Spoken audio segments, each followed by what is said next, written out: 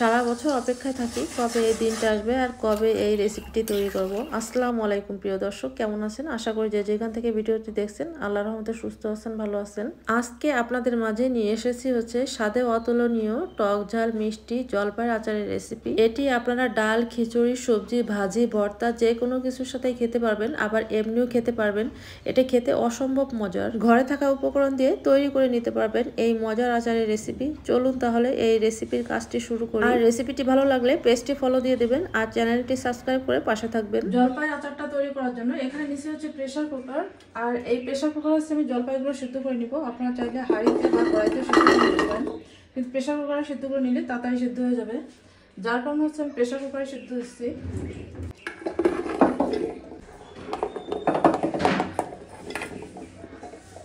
জলপাইটা সিদ্ধ করার জন্য দিব অল্প একটু পানি, খুব বেশি পানি দেওয়া যাবে না দিয়ে।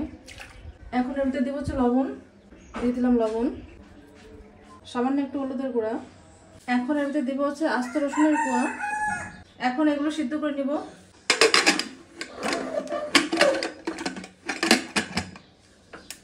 প্রেসার কুকারে সিদ্ধ করে নিলে তাড়াতাড়ি সিদ্ধ হয়ে যায়, অনেকটা সময় লাগে না, আর গ্যাসেরও সাশ্রয় হয়। 3-4টা সিটি দিলে জলপাইটা সিদ্ধ হয়ে যাবে। তারপর খুলে নিব। জলপাইগুলো সিদ্ধ হতে থাক, ততক্ষণে আমি একটা মশলা রেডি করে নিই। এখানে নিচে কতগুলো শুকনো মরিচ, আস্ত ধনিয়া, আস্ত জিরা, এলাচ, দারচিনি, জয়ফল, শাহি জিরা, জয়ত্রী, কালো গোলমরিচ, পাঁচফোড়ন। এখন এগুলো সব ভেজে নিব। এগুলো হালকা ভেজে একটু যখন গরম হয়ে যাবে তখন এটা নামিয়ে আধা ভাঙা করে নিব। একদম পুরো মিহি গুঁড়ো করবো না, আধা ভাঙা গুঁড়ো করে নিব।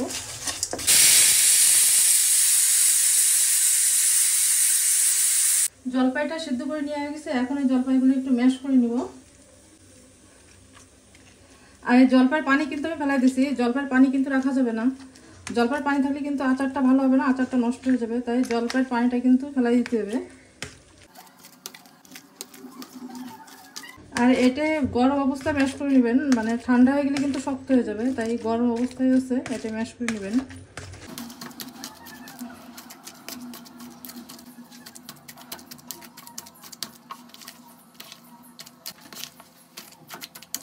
জলপাইটা ম্যাশ করে নেওয়া হয়ে গেছে। এখন এটা আচার তৈরি করে নিব। এখন আচারটা তৈরি করে নিব। চুলায় কড়াই বসিয়ে দিচ্ছি। এখন দিব সরিষার তেল।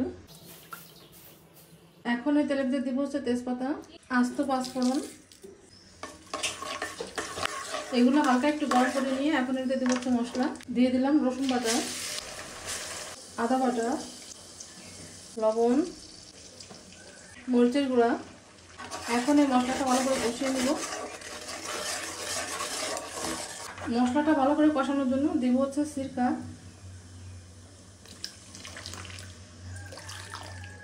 যেহেতু এগুলো মশলা দেওয়া হয়েছে সেহেতু এখানে মশলাটা তরলে লেগে যাওয়ার সম্ভাবনা আছে। আর আচারে তো পানি দেওয়া যাবে না, যার কারণে সিরকা দিয়ে দিলাম। আর সিরকা দিলে তো আচারটাও নষ্ট হবে না। আচার বানাতে কিন্তু সিরকা লাগবে।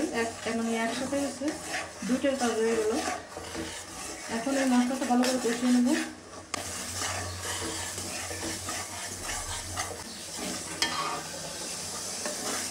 মশলাটা খুব ভালো করে কষিয়ে নিয়ে এখন এর মধ্যে দিব জলপাই।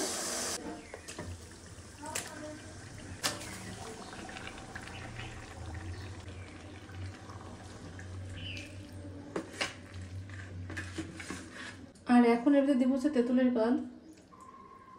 এখন এগুলো সব ভালো করে মিশিয়ে নেব।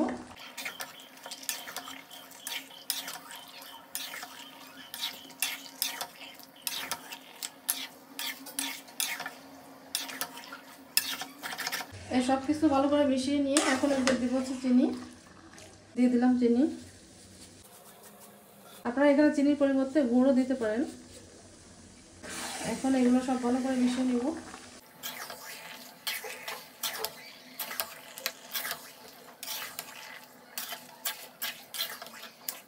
এখন এর মধ্যে দিব খেজুরের গুড়।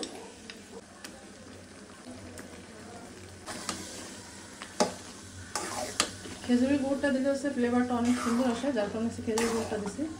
আপনাদের কাছে যদি না থাকে সেটা বাদ দিয়ে দেবেন, আর থাকলে দেবেন। দিতেই হবে এমন কোনো কথা নেই, কিন্তু খেজুরের গুড়টা দিলে অনেক সুন্দর একটা ফ্লেভার আসে, যার কারণে খেজুরের গুড়টা দিচ্ছি।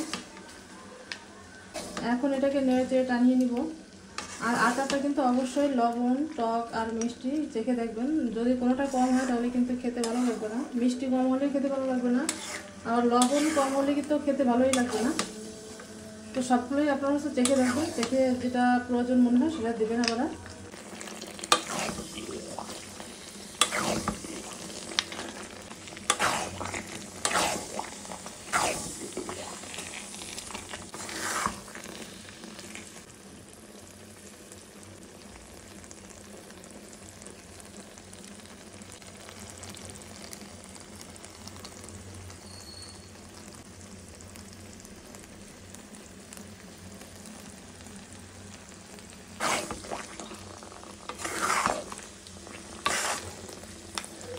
আচারটা হয়ে এসেছে, এখন দিব হচ্ছে গুঁড়া মশলাগুলো। এই গুঁড়া মশলাগুলো কিন্তু নামানোর পূর্বেই দেওয়া লাগবে, সবটাই দিয়ে দিলাম। এখন হচ্ছে এগুলো সব ভালো করে মিশিয়ে নিব।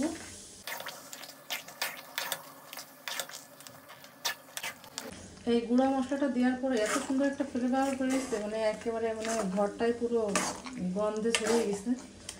আমি এখানে যে সমস্ত মশলাগুলো ইউজ করছি অবশ্যই কিন্তু আপনারা এগুলোই দেবেন, একটাও কিন্তু বাদ দিবেন না, তাহলে কিন্তু টেস্টটা খুব বেশি ভালো আসবে না। আমি এখানে জলপাই নিচ্ছি হচ্ছে 2.5 কেজি, আর চিনি দিছি হচ্ছে প্রায় 1.5 কেজির মতো, আর সাথে দিছি হচ্ছে গুড়। আচারটা হয়ে গেছে, এখন এটা নামিয়ে নিব। তো কেমন লাগলো আচারের রেসিপিটি আমাকে কিন্তু কমেন্ট করে জানাবেন। ভালো লাগলেও কমেন্ট করে জানাবেন, আর যদি খারাপ লেগে থাকে সেটাও কমেন্ট করে জানাবেন। আর আপনারাও এভাবে তৈরি করে আমাকে জানাবেন যে আপনাদেরটা কেমন হলো। আর রেসিপিটা যদি ভালো লেগে থাকে তাহলে একটা লাইক করে দিন, আর শেয়ার করে আপনার টাইম লাইনে রেখে দেবেন, এতে করে আপনারা যখন রেসিপিটি তৈরি করবেন ওইখান থেকে দেখে নিতে পারবেন। আর যারা এই রেসিপিটি তৈরি করতে পারে না তাদের জন্য একটু শেয়ার করে দিন, এতে করে তারা উপকৃত হবে। আপনার একটা শেয়ারে কিন্তু অনেকেই উপকৃত হতে পারে, তাই মানে রেসিপিটি শেয়ার করে দেবেন। আর কার কেমন রেসিপি লাগবে সেটাও আমাকে একটু কমেন্ট করে জানাবেন, আমি চেষ্টা করব সেগুলো তৈরি করে দেওয়ার। তো আবারও দেখা হচ্ছে অন্য কোনো রেসিপিতে। সেই পর্যন্ত সবাই অনেক অনেক ভালো থাকুন, সুস্থ থাকুন। আমাদের জন্য বেশি বেশি করে দোয়া করুন যেন আমরা সুস্থ থেকে আপনাদের মাঝে এরকম রেসিপি নিয়ে আসতে পারি। আল্লাহ হাফেজ।